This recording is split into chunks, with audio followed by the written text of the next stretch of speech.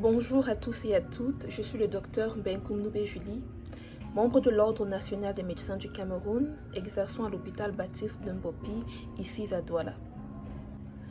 Dans cette vidéo, je vous parlerai du botulisme infantile et de pourquoi il ne faut pas donner le miel aux enfants de moins d'1 an. Je suis très contente chaque fois qu'une maman me pose la question, à savoir est-ce qu'il faut donner le miel aux bébés, parce que ça me permet de les éduquer et je sais que chaque fois que je les éduque, elles à leur tour vont éduquer d'autres personnes, d'autres femmes dans leur communauté. Alors, faut-il donner du miel à un bébé de moins d'1 an? La réponse rapide est non. Il ne faut pas donner de miel à un enfant de moins d'1 an. Pourquoi? Parce que cette pratique les prédispose à avoir une maladie qu'on appelle le botulisme infantile. Le botulisme infantile, comme le dit le nom, affecte surtout les enfants de moins d'1 an.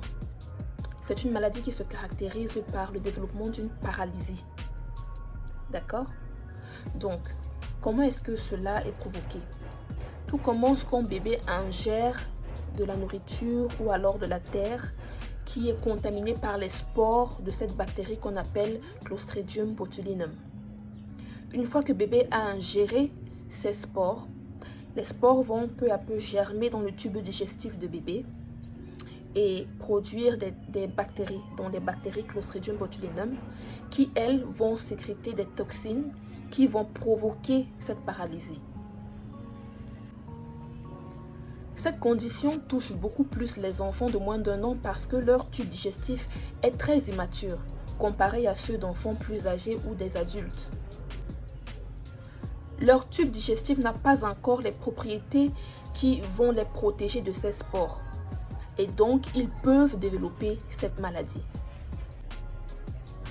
Comme je disais, les spores de la bactérie Clostridium botulinum peuvent être retrouvés dans la terre contaminée, dans des jus ou alors des aliments en conserve. Mais pour des raisons qu'on ignore, le miel, qu'il soit pasteurisé ou non, contient énormément de spores de botulinum. Donc, en donner à votre enfant de moins d'1 an le prédispose réellement à développer cette maladie. Si vous avez eu à donner du miel à votre enfant de moins d'1 an, s'il vous plaît, arrêtez le plus tôt possible.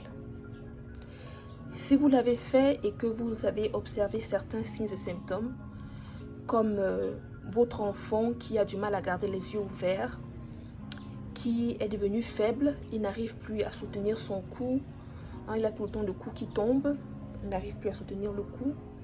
Vous avez remarqué qu'il ne pleure plus, il ne fait plus de grimaces avec son visage, le visage est devenu inexpressif, il est constipé.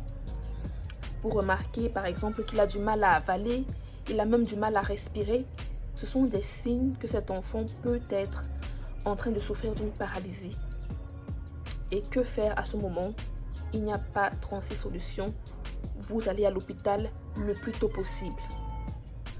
Ce n'est pas une condition que vous allez gérer à la maison. Vous ne pouvez pas gérer ce problème à la maison. Vous allez à l'hôpital avec bébé le plus tôt possible pour voir un médecin. Et là, je ne parle pas d'un centre de santé, je parle d'un hôpital au moins de district ou un hôpital de référence. En conclusion, ne donnez pas de miel à vos enfants de moins d'1 an. S'ils ont plus d'1 an, il n'y a pas de problème. Leur tube digestif est déjà assez mature pour pouvoir les protéger des spores de la bactérie Clostridium botulinum. Mais s'ils ont moins d'1 an, leur système digestif est encore immature et ils peuvent potentiellement développer cette maladie. Alors, ne les exposez pas en leur donnant du miel. J'espère que cette vidéo vous aidera à faire de meilleurs choix pour vos enfants et qu'à votre tour, vous allez éduquer un maximum de personnes pour que de moins en moins d'enfants soient exposés au botulisme infantile. On se retrouve dans une prochaine vidéo. Prenez soin de vous.